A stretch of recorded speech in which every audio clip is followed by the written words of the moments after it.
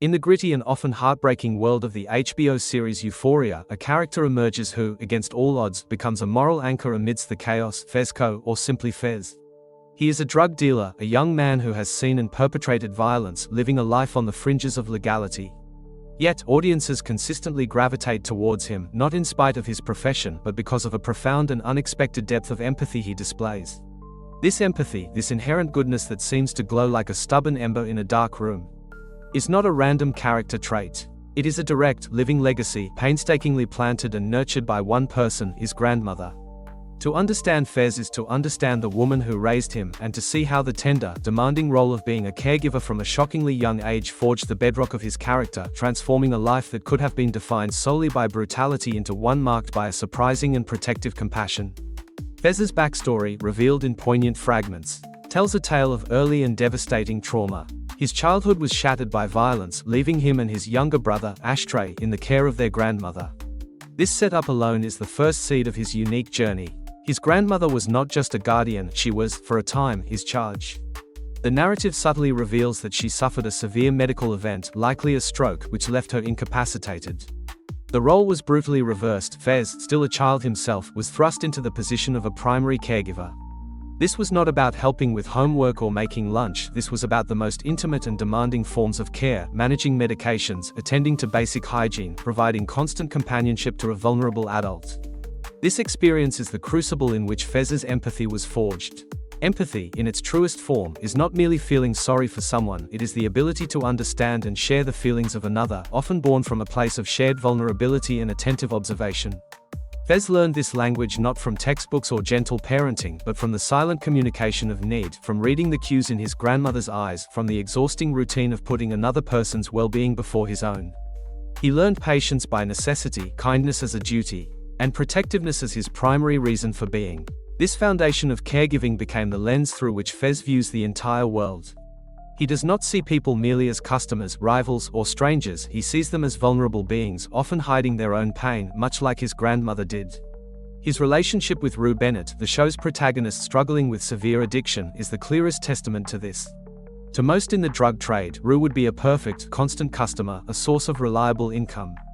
To Fez, she is a person to protect. He repeatedly refuses to sell to her, cuts her off, and lectures her with a frustration that stems from concern, not greed. He sees in Rue a reflection of the helplessness he once tended to, and his instinct is not to exploit it, but to shield it.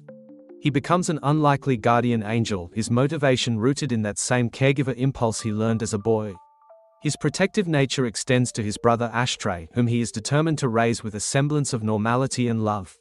Despite their criminal environment, he is fiercely loyal to Lexi Howard, appreciating her gentle nature, and even shows a gruff respect for the other struggling teens around him. His violence, when it erupts, is almost always framed as protection of his home, his brother, or his friends. It is the flawed, street-hardened application of the same principle he learned at his grandmother's bedside: you look after those who cannot fully look after themselves. The physical space of Fez's home is a powerful symbol of this duality, a direct extension of his grandmother's lasting influence. It is part drug den, part sanctuary.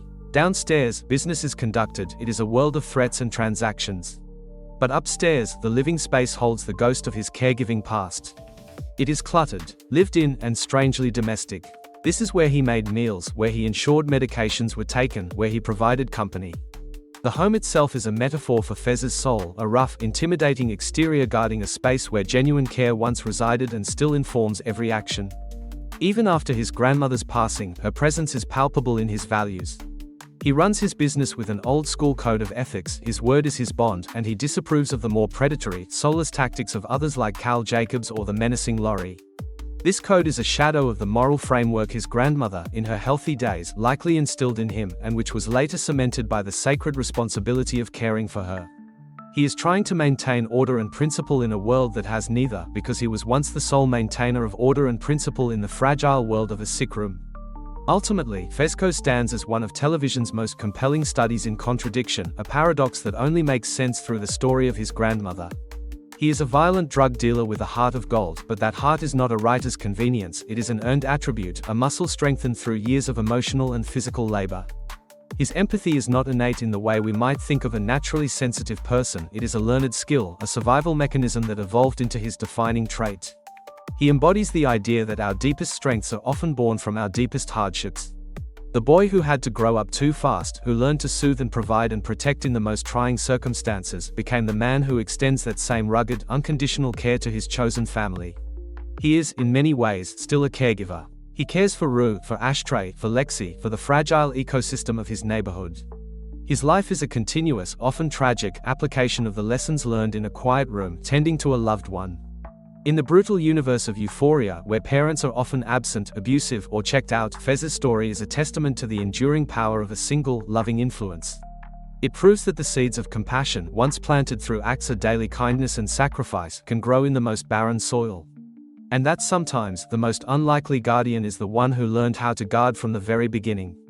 His grandmother's legacy is not a memory he reminisces about, it is the active, living code by which he navigates his life, a quiet testament to the fact that the work of caring for another human being, no matter how difficult, can forever shape a person into someone capable of profound and unexpected good.